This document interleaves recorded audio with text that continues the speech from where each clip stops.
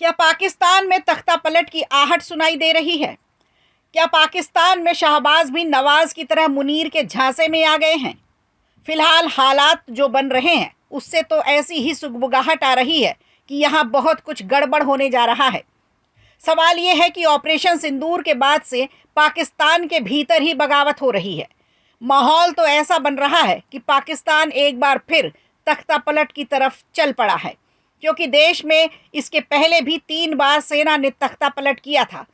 General Ayub Khan ने 1958 में, general Ziaul हक ने 1977 में और जनरल परवेज़ मुशर्रफ ने 1999 में पाकिस्तान की हुकूमत पर कब्जा जमाया था। अब खबर यह है कि जनरल मुनीर भी उसी रास्ते पर चल रहे हैं। इसके पहले 1999 में जनरल परवेज़ मुशर्रफ ने नवाज शरीफ की सरकार को तब सत्ता से बेदखल कर दिया था जब वो श्रीलंका के दौरे पर गए हुए थे, जिसकी वजह से पाकिस्तान पर सेना का शासन आ गया था। संयोग से अभी अभी ऑपरेशन सिंदूर से पाकिस्तान बुरी तरह से हारा है। पाकिस्तान में सैन्य तख्तापलट की आहट के बीच असीम मुनीर का प्रमोशन इसी आशंका की ओर इशारा कर रहा है। ऑपरेशन सिंदूर में पाकिस्तान की पिटाई की बात पाकिस्तानी फौज खुद कबूल कर रही है।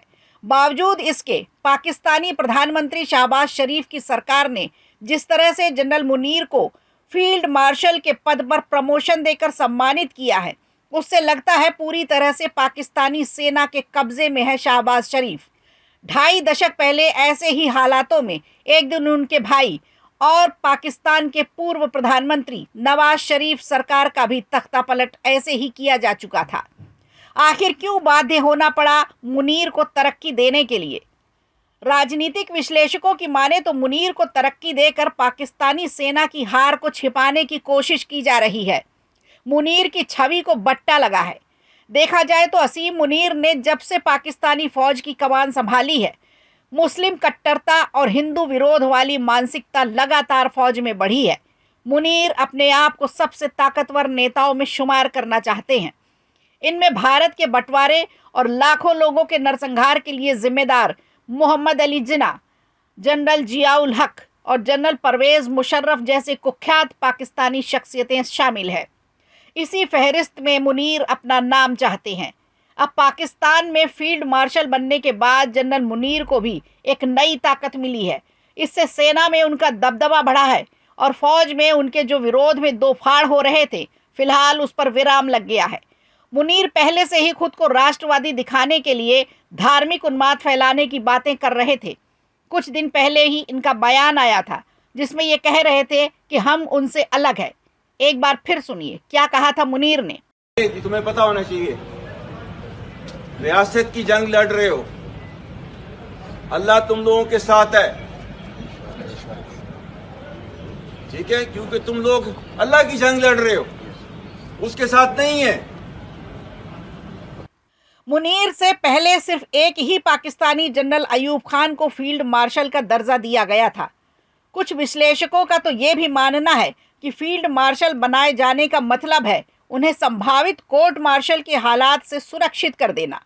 पहलगाम आतंकी हमले का ताना बाना बुनने का पूरा संदेह मुनीर पर जताया जा रहा है। कारगिल के दौरान परवेज़ मुशर्रफ ने भी ऐसा ही किया था। मना करते करते 2006 में मुशर्रफ ने अपनी ही किताब in the line of fire में खुद भी मान लिया है कि कारगिल युद्ध के पीछे पाकिस्तानी फौज का हाथ था। असीम मुनीर की करतूतें बता रही हैं कि अपने गुरु के ही नक्शे कदम पर चलने की कोशिश कर रहे हैं और इस बार नवाज के भाई शहबाज उनके लिए बलि का बकरा बन सकते हैं। पाकिस्तान में एक बार फिर से सैन्य तख्ता पलट की आहट आ रही है, जिस पर ऑपरेशन सिंदूर में पाकिस्तानी फौज बेवजह कूदी और फिर चौतरफा मात खाकर दुनिया भर में अपनी फजीहत कराई। उसके बाद पाकिस्तानी सेना प्रमुख जनरल असीम मुनीर का प्रमोशन इसी आशंका की ओर इशारा कर रहा है कि जल्द ही पाकिस्तान में तख्ता पलट होने जा रहा है। वीडियो अच्छा लगा हो तो लाइक कीजिए, शेयर कीजिए और कमेंट बॉक्स में हमें ज़रूर बताइए।